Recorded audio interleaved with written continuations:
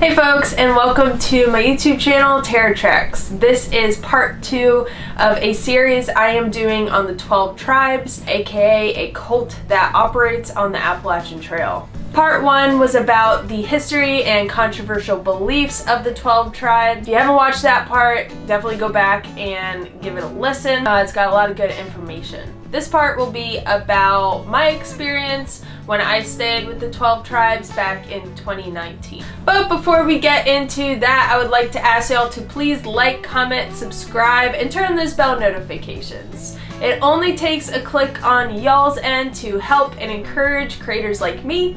As always, thank you for the support. So if you haven't watched part 1 again, I encourage you to go back and listen to it. My lasagna is ready, hold on.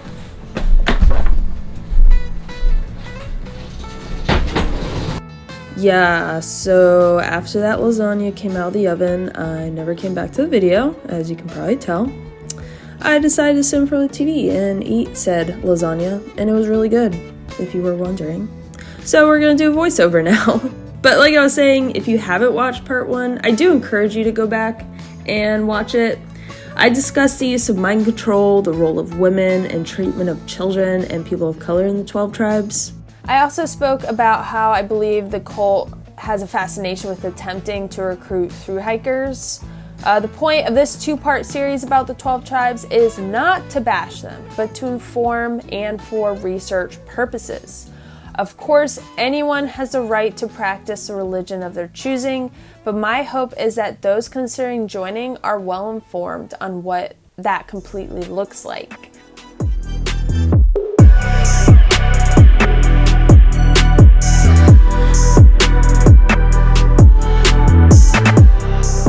Okay, let's jump right in. The 12 tribes have 2 locations close to the Appalachian Trail. One near Harpers, Ferry, West Virginia, which is the unofficial halfway mark on the Appalachian Trail, and in Rutland, Vermont, where they operate a yellow deli, farm, and hostel.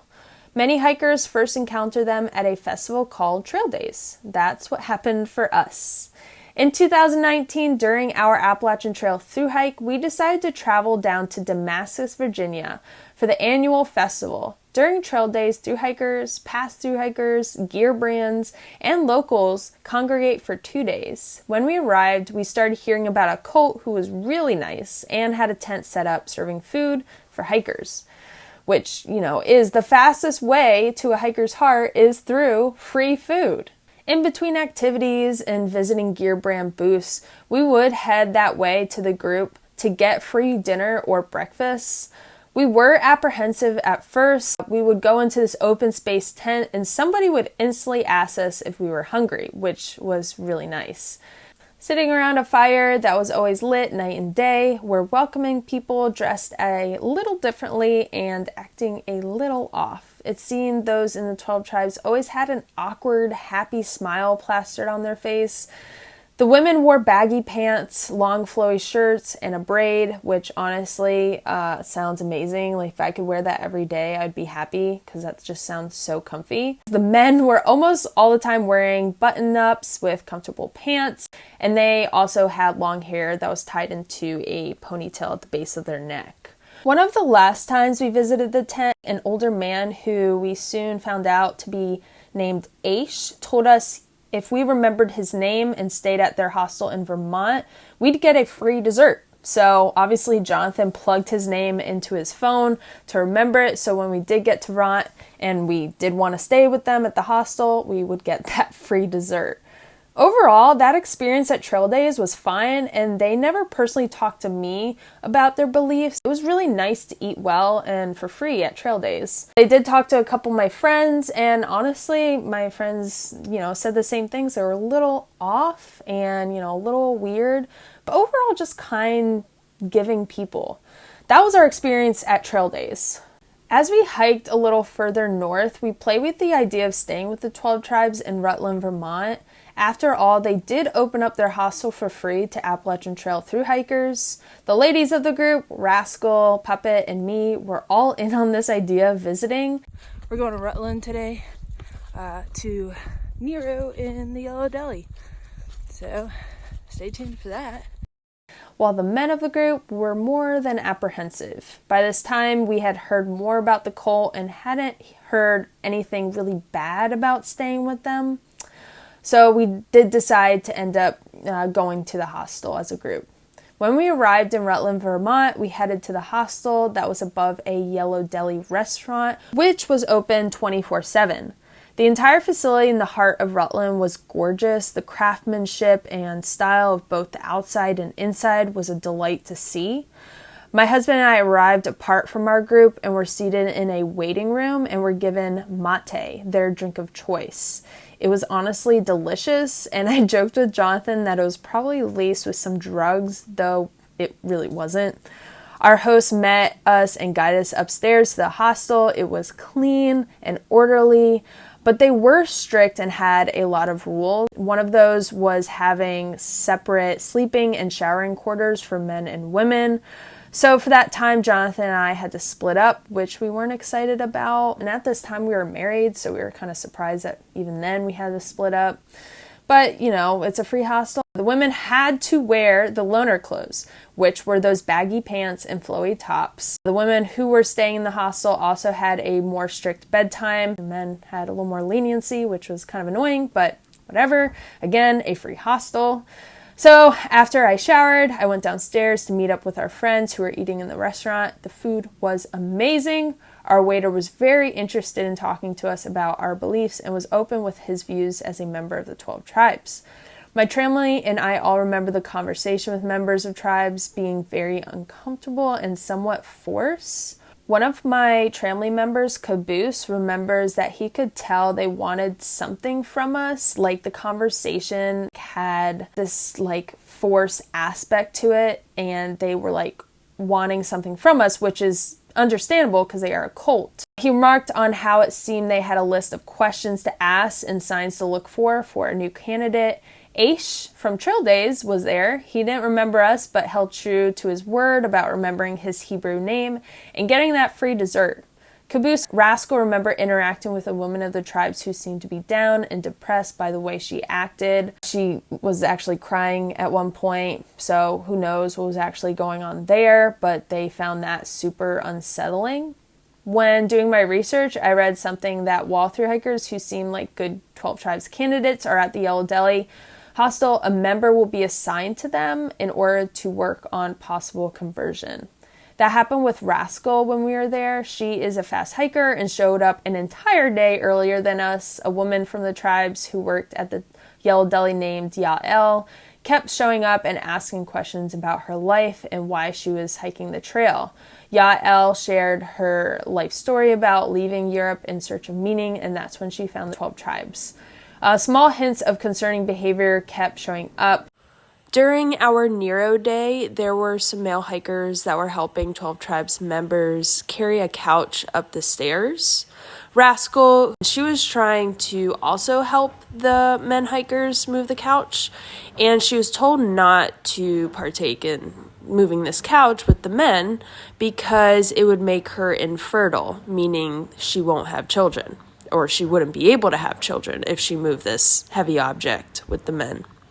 When we heard this, it was funny and it was surprising, but knowing what I know now, it concerns me because they actually believe physical labor for a woman equals infertility. This is all speculation on my part, but based on what I know now, it does seem that a woman's purpose in the 12 tribes is to have children. We were all surprised by that comment. Kind of threw Rascal off a lot because she before was really interested in that communal, peaceful lifestyle. She also decided to help out in the kitchen one morning and was told absolutely not to go in the basement, which honestly was just a little weird. They were also pushy with having hikers visit their off-site farm and join them for worship night. While Rascal was there alone, she agreed to go off-site to the community because 3 other hikers were going with her. While at the community, she did labor in the fields. Rascal remembers the kids were not allowed to talk to them unless instructed by the adults. Caboose, that trailing member I talked about, he hiked the Pacific Crest Trail and remembers the 12 tribes having a minor presence there as well at mile 44 at Mount Laguna. He remembers running into the cult who were seeking out candidates, as he puts it. They They were not at PCT trail days because the PCTA is more strict than the Appalachian Trail in who they allow to set up a booth at their trail days. So if you are hiking the Pacific Crest Trail, please be careful with that and know that they are out there actively trying to recruit. That was our interaction with the 12 tribes. Now I'm going to a conclusion about what I know now from part 1 and from this part 2, my experience. I'm going to go into a conclusion of how I feel about the 12 tribes. The 12 tribes were overall welcoming and kind, but my tramily and I all felt uneasy while there. I would compare the energy there to be similar to when a bunch of people are lining up to get something free, full of anticipation and nervous but excited energy. Staying there didn't harm me or my friends. We actually benefited a lot from the 12 tribes and their yellow deli, and for that, I do thank them. Knowing what I know now, I wouldn't encourage any of my friends to stay with them for multiple reasons. My friends and I all felt that the group was preying upon people that were down on their luck or searching for meaning in life. While there, we noticed they were more attracted to lone hikers rather than ones in large group like ours. I care a lot about the hiking community and don't appreciate when we are taken advantage of. With that being said, I support anyone in their freedom of religion. Just know, joining this cult is a huge commitment and you will have to give up everything. Additionally, I personally don't want to support a group who has supported destructive practices like I mentioned in part 1. Claims from ex-members about the belief of the curse of Ham, using corporal punishment on children, profiting from child labor, and supporting a patriarchal hierarchy. After leaving the Yellow Deli in Vermont, I did some research by a quick Google search, and honestly, I was appalled at what I found. The kind and welcoming people I just stayed with were nothing like how the article painted them, as racist and child abusers. However, I found out through this project that 1, you need to be careful what you're reading online. If you put any group under a microscope, you will find controversies and inadequacies. To me, the 12 tribes is picked on by the media. A lot of outlets report on the 12 tribes using unsubstantiated claims and rarely fact check. I'm not supporting their hurtful practices by any means, but I know there is more to this group than what only the media is saying. Number 2, the cult can be both kind but harsh at the same time. Both things can exist, especially with a mission of community. They care for each other and boldly believe in their religion. It would also seem that if you are trying to convert more people to your religion, you would come off more kind than normally. At the same time, if you strictly believe in a gospel radically different from the way the world lives, it will be complex. This aspect of the 12 tribes is one that a lot of people miss. They either believe the cult is black or white, good or bad, but they most definitely can be both. I struggled with the duality of the 12 tribes the most when I was researching, and still even today. I would find myself feeling bad for them and justifying their actions. I wanted to stand up for these people who are just being free to practice religion, as all of us are able to do. But then I do more research and feel disgusted that I felt pity for them. What it comes down to for me is that unless this cult is bothering anyone, we should leave them alone and let them be. But the reality is that their bold beliefs are negatively affecting people. The lives of children are being influenced by using corporal punishment and child labor. With manipulation, the cult is controlling necessary medical care and negatively affecting the lives of women and people of color with hurtful beliefs. Lastly, it would seem they are targeting people like thru hikers who are lost and trying to find a sense of belonging in this world. I think I will always struggle with the duality of the 12 tribes, and there isn't one easy answer. My personal recommendations, if a thru hiker is considering staying with the 12 tribes or at the Yellow Deli, not to overstay, not to visit the farm alone. Go in a group and don't go uninformed. Understand their history, beliefs, and practices. Alright, so we are nearing the end of the video. I know that was a loaded topic, and I encourage everyone to take a deep breath and release. Or take a hike. If you know anyone that is thru hiking, or if you are a thru hiker, I hope this information helps you to understand the cult that is working right on the Appalachian Trail. If you have any other tips or an experience with the 12 Tribes or the Yellow Deli, you should totally comment below. I hope you guys enjoyed the 2-part deep dive into the 12 Tribes. Tell me what you thought of this type of content in the comment section. I know it's completely different from what I normally do. I love feedback, so if you do have any feedback about that style, good or bad, let me know. Don't be too mean though. This is a constructive environment. Now, I just scratched the surface with the 12 Tribes and find there is so much more to unpack about this group. I know most thru hikers on the Appalachian Trail have interacted with them in some way or form. So it really is surprising that there isn't more videos about them through the lens of a thru hiker. I'd love to see more about this group so we can all start getting well-informed word about the cult on the Appalachian Trail. So I encourage you to tag your favorite Appalachian Trail vlogger below so that they get the hint to do similar content. If you'd like to know what's going on in my life, follow my social media right here. I'm on Instagram, Facebook, and TikTok. That is all from me. Thank you so much for watching, guys. See you in the next video. Bye.